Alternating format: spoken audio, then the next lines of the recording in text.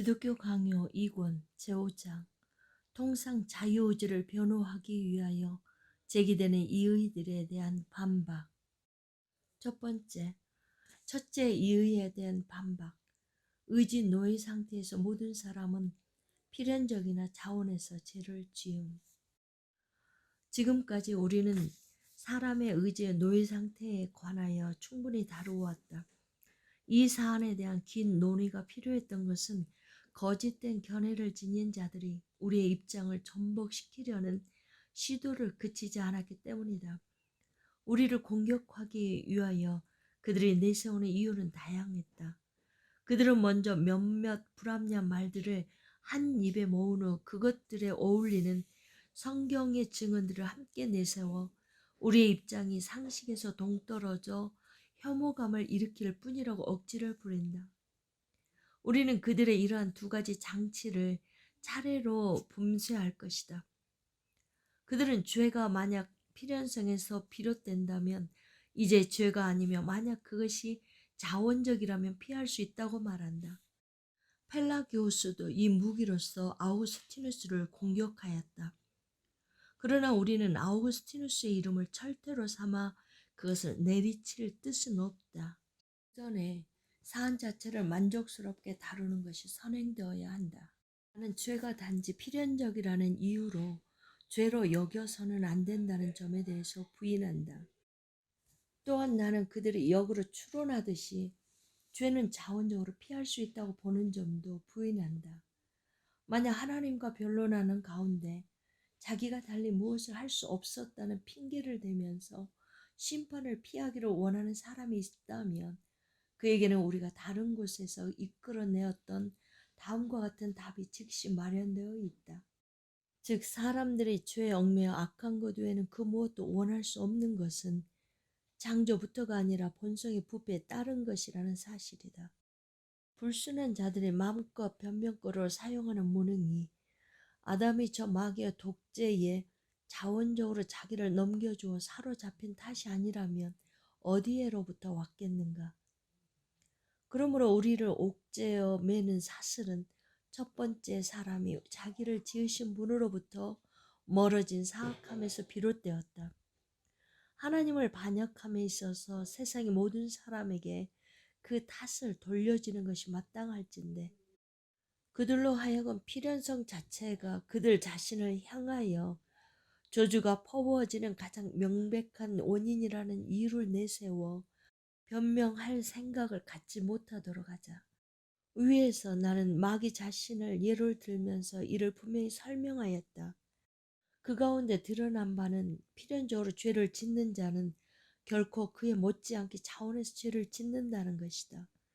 역으로 이는 택함받은 천사들에게도 해당한다. 그들의 의지를 돌이켜 선으로부터 멀어질 수 없음에도 불구하고 그것은 의지가 아닌 것이 아니다. 베르나르두스 역시 동일한 것을 슬기롭게 가르쳤다. 즉 우리의 필연성은 자원적이기 때문에 더욱 우리를 비참하게 함에도 불구하고 우리를 사로잡아 얽매어 죄의 종이 되도록 한다. 이에 대해서는 앞에서 언급하였다. 그들이 거론하는 3단 논법의 두 번째 부분은 사악하다. 그것은 자원적에서 자유로운으로 무모하게 비약하고 있기 때문이다. 우리가 위에서 밝혔듯이 자유로운 선택에 속하지 않는 것도 자원적으로 일어나기 때문이다. 두 번째, 둘째 의에 대한 반박. 하나님의 은혜로부터 성도의 공로가 존재하며 그 공로에 대한 상급도 은혜로 주어짐. 그들은 덕과 악이 모두 의지의 자유로운 선택으로부터 나오지 않는다면 사람에게 형벌을 가하거나 상으로 보답하는 것에 일관성이 결여된다고 덧붙인다. 나는 이 논법이 아리스토텔레스에 속한 것이지만 크리소스토무스와 히에로니무스에 의해서도 어딘가에 사용되었다고 인정한다. 그러나 히에로니무스 자신은 그것이 필라게우스 주의자들에게 익숙한 논법이었다는 점을 굳이 숨기지 않는다. 그는 심지어 그들 자신의 말을 다음과 같이 인용하기까지 한다. 만약 하나님의 은혜가 우리 안에서 일한다면 일하지 않는 우리가 아니라 그 은혜의 면류관을 씌워야 한다. 나는 죄에 대한 비난이 뿜어져 나오도록 하는 우리에게 그 형벌이 부과되는 것이 마땅하다고 대답한다. 만약 우리가 자원적인 욕심으로 죄를 범한다면, 특히 사람은 죄의 노예 상태 아래 있으므로 죄인이라는 사실이 증명되는 한에 있어서 자유로운 판단으로 죄를 짓든지 굴종적인 판단으로 죄를 짓든지 그 차이가 도대체 무엇인가? 의에 대한 상급을 거론하면서도 정작 그것을 우리 자신의 공로가 아니라 하나님의 선하심에 달려 있다고 받아들인다면 이는 크게 부조리하게 보일 것이다. 그런데 이런 생각이 아우구스티누스의 저서 가운데 얼마나 자주 나오는지 모른다. 하나님은 우리의 공로가 아니라 자기 은사의 면류관을 씌우신다. 상급이라고 불리는 것은 우리의 공로에 빚진 것이 아니라 이미 부여된 은혜에 보답되는 것이다. 분명 그들은 만약 자유의지의 샘으로부터 공로가 솟아나오지 않는다면 어디에도 그것에게 남겨진 자리는 없을 것이라고 날카롭게 지적한다. 그러나 그들이 이를 그토록 큰 논쟁점으로 삼는 것 자체가 크게 정도에서 벗어난 것이다. 아우구스티누스는 그들이 인정하기에 불과하다고 생각하는 바를 여러 곳에서 필수적인 것이라고 가르치는데 주저하지 않는다. 예컨대 그는 다음과 같이 말한다. 도대체 어느 누구에게 공로가 있단 말인가? 그는 마땅한 보상이 아니라 값없는 은혜를 베풀기 위해서 오실 때에 죄로부터 자유로우시며 또 죄에서 자유롭게 하시는 분으로서 모든 사람이 죄인이라는 사실을 발견하신다. 그리고 만약 당신이 빚진 대로 돌려줘야 한다면 필히 당신은 형벌을 받아야 할 것이다. 그렇다면 무슨 일이 일어날 것인가? 하나님은 당신에게서 당신의 빚진 형벌을 갚게 하지 않으시고 하나님의 빚지지 않은 은혜를 부여하신다.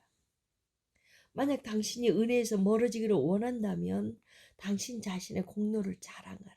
또한 당신 스스로는 아무것도 아니다. 죄는 당신 자신의 것이다. 그러나 공로는 하나님의 것이다. 당신은 징벌을 빚지고 있다.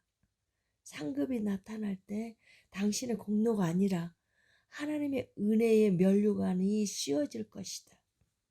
같은 맥락에서 아우구스티누스는 공로로부터 은혜가 존재하는 것이 아니라 은혜로부터 공로가 존재한다고 다른 곳에서 가르친다.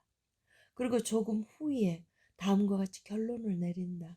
하나님은 자기의 은사로 모든 공로에 앞서 행하신다. 그 은사로부터 그는 자기 자신의 공로를 이끌어내신다. 그는 전적인 은혜로 베푸신다. 왜냐하면 그는 사람을 구원해야 할 어떤 명분을 발견하시고 그것으로 말미암아 구원하시는 것이 아니기 때문이다. 이럴진데 굳이 아우구스티누스의 저술에서 반복해서 나타나는 문장들을 제시하면서까지 더 많은 증거들을 삼을 필요가 없다고 여겨진다. 우리 대적들은 사도가 성도들의 영광을 도출해내기 위하여 사용하는 다음 원리에 귀를 기울인다면 자기들의 오류에서 벗어나게 될 것이다. 또 미리 정하신 그들을 또한 부르시고 부르신 그들을 또한 의롭다 하시고 의롭다 하신 그들을 또한 영화롭게 하셨느니라. 그렇다면 무슨 이유로 사도는 신자들의 면류관을 받게 된다고 전하는가? 그들은 자기들의 노력이 아니라 주님의 자비로 인하여 택감을 받고 부름을 받고 의롭다함을 받지 않았는가? 이런 의구심을 버리려면 자유의지가 굳굳하게 서 있지 않으면 모든 공로가 무너져 없어질 것이라는 어리석은 두려움으로부터 사라지게 하라. 성경이 우리를 부르는 바에 의해 놀라 도망친다면 이보다 더 큰 어리석음은 어디에도 없을 것이다. 너에게 있는 중에 받지 아니한 것이 무엇이냐? 네가 받았은즉 어찌하여 받지 아니한 것 같이 자랑하느냐? 여기에서 보듯이 사도는 공로에 어떤 여지도 남겨두지 않으려고 자유의지를 모든 것으로부터 제거하여 버린다. 하나님은 자기의 다함없고 다양한 자애와 후하심이 마치 우리 자신의 덕성이라도 되는 듯이 그 자신이 우리의 것으로 만드셔서 우리에게 부여해 주신 은혜들에 대해서 보상을 하신다.